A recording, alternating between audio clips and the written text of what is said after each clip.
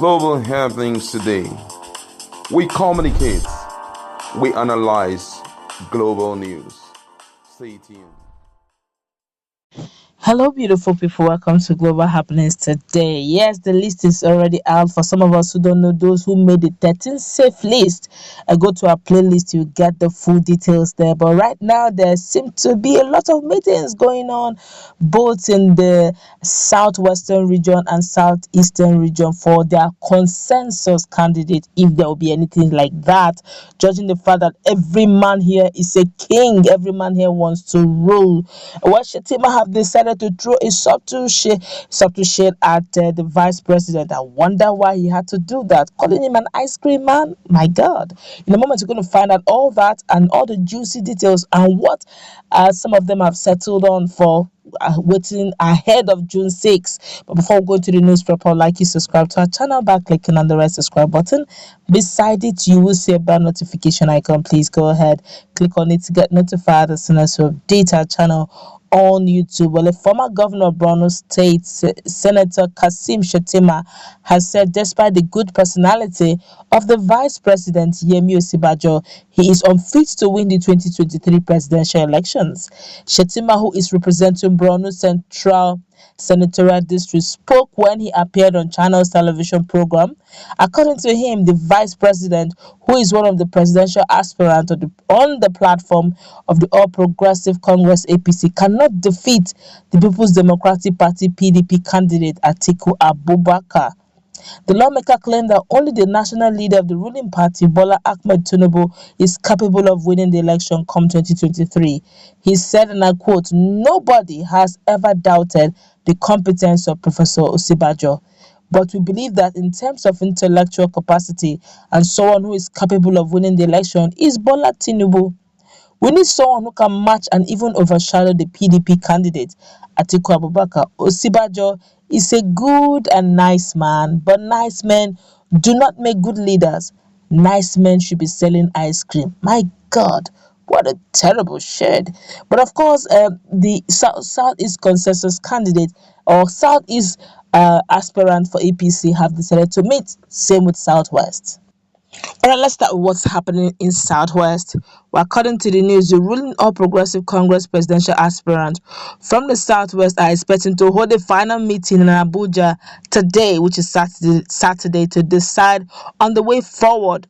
The 7 presidential aspirants from the Southwest are Vice President Yemi Osinbajo, APC leader Bola Tinubu, Governor Kayode Fayemi of Ekiti State, former Ogun State Governor Ibikule Amosun, Deputy Majority Leader of the Senate Ajayi Boroface, a former Speaker of the House of Representatives Dimeji Bankole, and Ferry Lagos cleric pastor Tunde Bakare. Of course, Dimeji and Tunde Bakare have been given, or rather, they're not in the safe list, but they could be considered. They are among the 10 not so safe list members.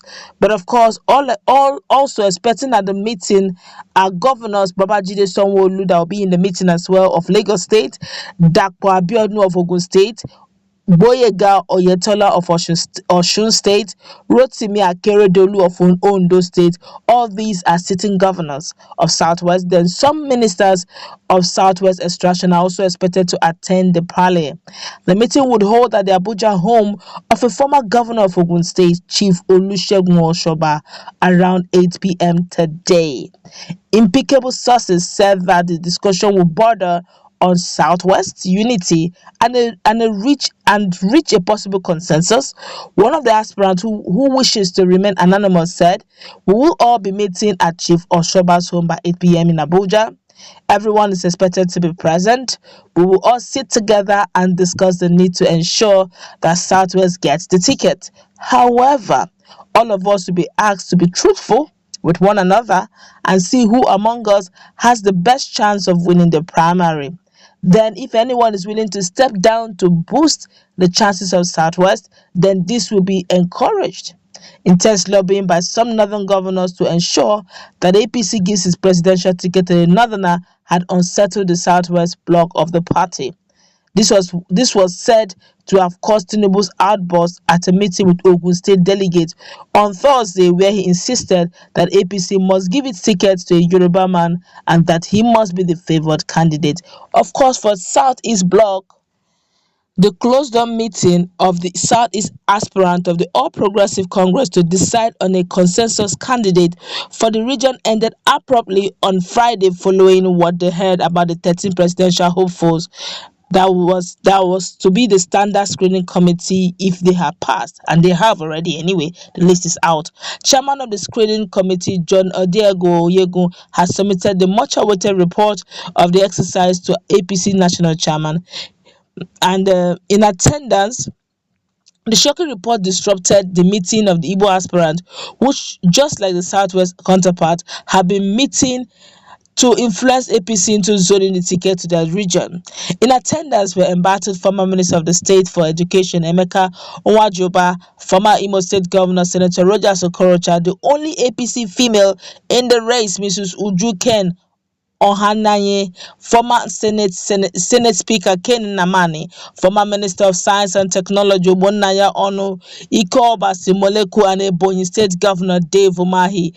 Although their last meeting took place at the Maitema home of Okorocha days before he was raided by operatives of the Economic and Financial Crime Commission, the venue of the current roundtable was not disclosed. A source has said that just like the Southwest leaders, the Igbo aspirant have resolved to consider throwing their weight behind one of their own ahead of APC convention. He also disclosed that all the presidential hopefuls in Southeast were equally meeting almost on daily basis.